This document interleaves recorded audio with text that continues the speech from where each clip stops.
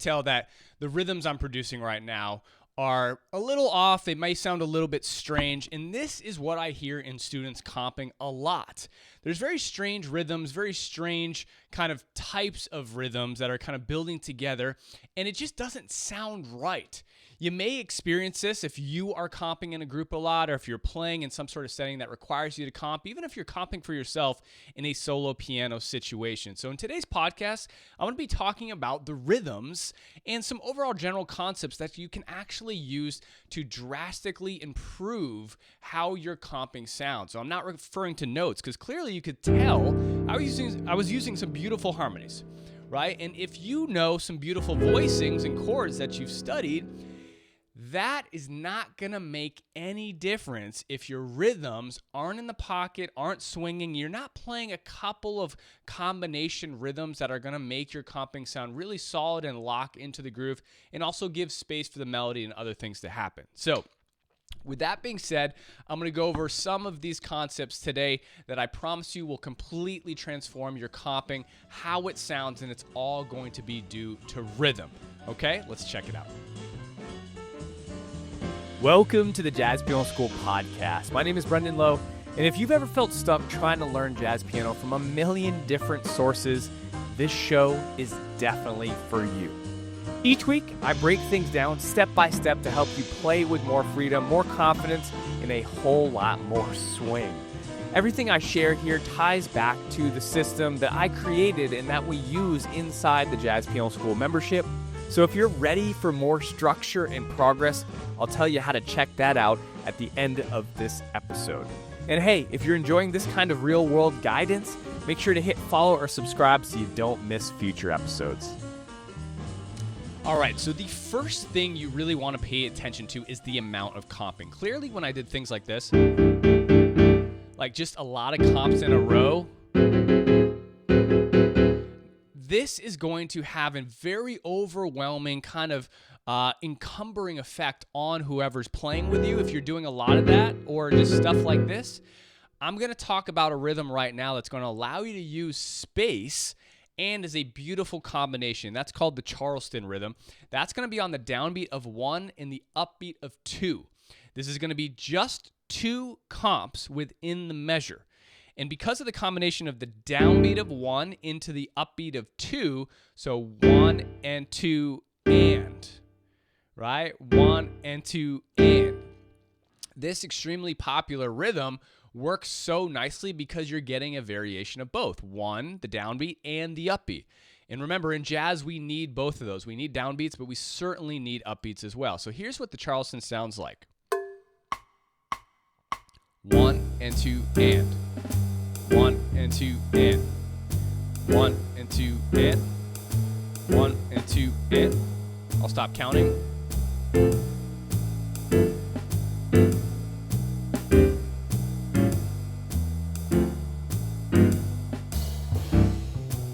Now you can change the duration of these too. I could go short, long, short, long, short, long, short, long. Now I'm going to flip it. Short, long. Here's long, short. Long, short. Long, short, right? 1 and 2 and. 1 and 2 and. 1 and 2 and. 1 and 2 and. Okay, you get the picture there. So, couple things happening. We're allowing space with the Charleston, meaning we only have 2 hits, 2 comps in our measures. Now, granted, it's a repeated pattern. I'm going to talk about that shortly. So in order to kind of get some more modern comping style into our tune, we really do want to switch up the types of rhythms more often than just repeating a comping rhythm. Clearly, that sounded like very old school comping. Not bad, but certainly stylistic and niche, right? The other thing is the duration of the comps, depending upon the rhythm you use, can drastically change the sound of your comping, right? And it's something you might not be thinking about. So if I go long into short, right? Long into short, that's going to sound and feel completely different than short into long, short into long. And even though it's the exact same rhythm, it's literally one of the best tips to make you not scramble for new rhythms to learn, but essentially take the rhythms you do play already and switch up the contrast between long to short and then short into long. Maybe you do 2 longs. Long and 2 long. Long and 2 long. Right? Short and 2 short. Short and 2 short. Right? Maybe switch it up. Long, short. Now short to long. Short to long. So all of those first 6 measures I just played were completely different. Same rhythm, but completely different because of the long and short balance, right? And from a textural standpoint, that's an amazing hack in order to create variety, contrast, texture, ambiance within your comping that I promise you your group's going to love and you're going to sound way better, okay? Let's move on to the next one. So that Charleston Pulse plus the long short tip was really my first thing I wanted to get to in this particular podcast lesson. Let's talk about the anticipated chords. So essentially upbeats. Upbeats are extremely, extremely important in jazz to just create momentum, right? So if you find yourself comping more along the lines of this, 1, 2, 3, 4, 1, 2, 3, 4, 1, 2, 3, 4, 1, 2, 3, 4, 1, 2. You need more upbeats. You have to have some upbeats, okay? So like I just said in the previous tip, the balance between long to short is really the best, okay? So check it out. Here is what all short might sound like, or upbeats. And 1, 2, 3, and 4, and 1, and 2, and 3, and 4, and 1, and 2, and 3, and 4, and 1, and 2, 3, 4, and 1, and 2, and 3, and 4, and 1, and 2, and 3, and 4, and 2, 3, and 4. 1, 2, 3, and 4. 1, 2, 3, and 4. 1, 2, and 3, and 4, and 1, and 2, 3. So even if I were to do that, let's say I were to do that in a group, right? Or for myself in a solo piano way. Because remember, we have to comp for ourselves when playing solo piano.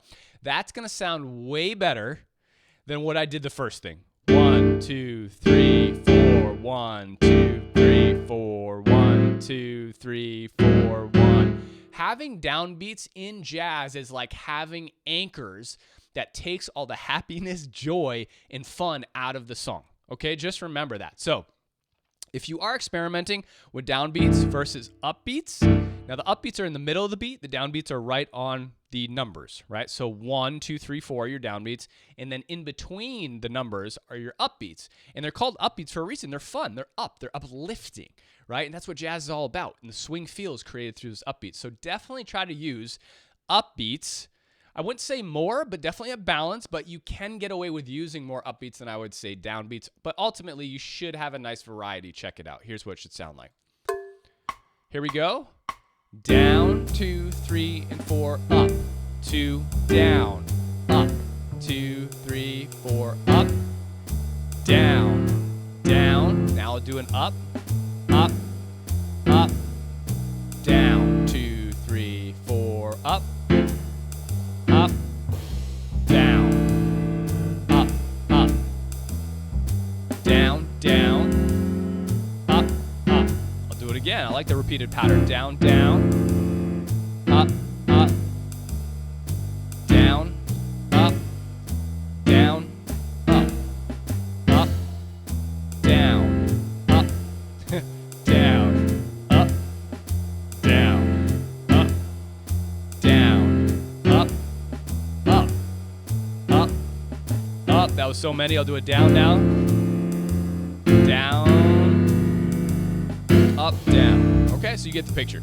So clearly, like, I am very, very conscious, and this happens more naturally for me now because obviously I'm doing this so much, I've played so much. It happens very naturally for me as I'm going through and comping. I hear myself. I'm very in tune to what I'm playing. I hear myself. If I do a couple of upbeats, I'm like, ooh, okay, I need a downbeat. Right? This happens more intuitively and expressively for me now in this point. But for you, as an exercise, you can always record yourself or comp 2 downbeats and then comp 2 upbeats. Right? Down, down, 3, 4, up, up. Or you can flip, vice versa, right? You can go down, up, whatever structure it is, turn it into a practice exercise, work on it so that you're kind of integrating this in a natural way through your comping. Okay? So that is going to be the Charleston with some general tips, the upbeat variety with anticipation. And then again, for the kind of the last tip here, this is going to be more of a developmental, right? Developmental arc.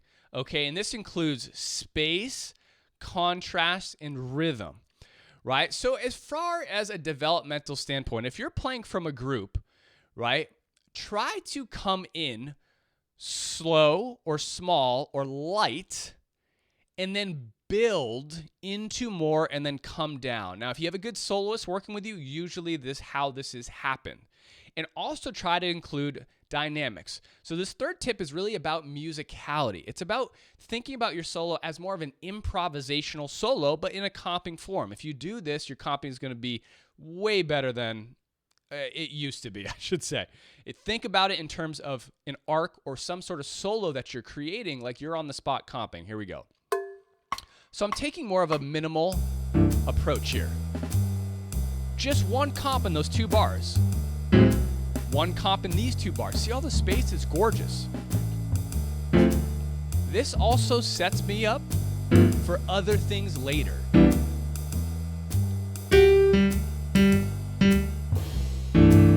I did all short. Now I'll just hold some comps. Right? So I'm just holding.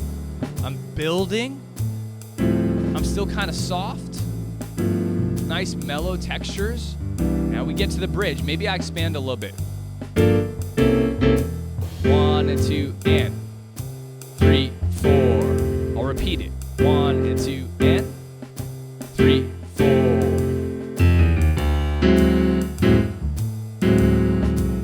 So still the first chorus, maybe. I'm still kind of soft. Maybe I'll go back to my first. Hold. Maybe a little bit one comp. Holds. So again, I'm thinking about creating a solo with my comping, right?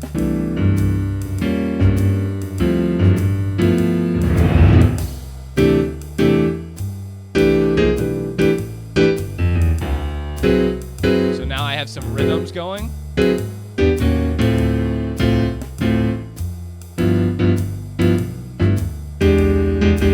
See how much more I'm doing now? Passing.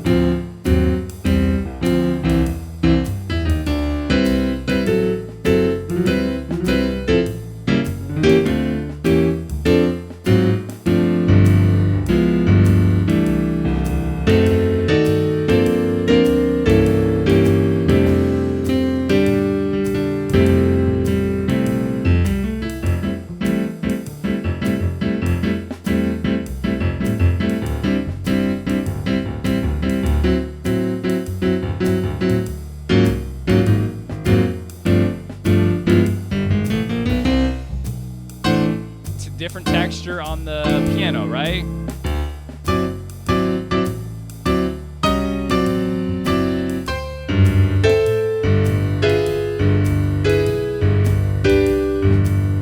Come back down.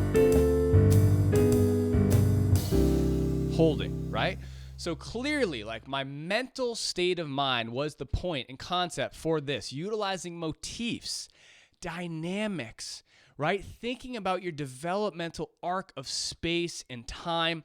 If you take on this strategy, even if you don't really know what you're doing, just from a conceptual standpoint, I promise you this will drastically change how your comping sounds. Instead of just kind of approaching your comping as like chords and thinking about each individual comp. Think about it as a story, a long story over the 3 choruses that you might be comping for a soloist or the tune, and I promise you you'll have a much better arc. It'll be much more musical, and it'll be just sound so much better. Hope you guys enjoyed that, and I'll see you next time. Thanks for tuning in. I hope today's episode helped bring you some clarity or even inspiration for your playing. If you want a clear path to move forward based on your personal jazz goals, I put together a free resource called the Jazz Piano School Flowchart. It maps out the 3 most common goals jazz pianists pursue. how to play in a band, comping, solo piano, and improvisation. And it shows you exactly what to work on to get there. You can grab it now for free by going to jazzpianoschool.com/flowchart, or just click the link in the show notes. I'll catch you in the next episode, and as always, happy practicing.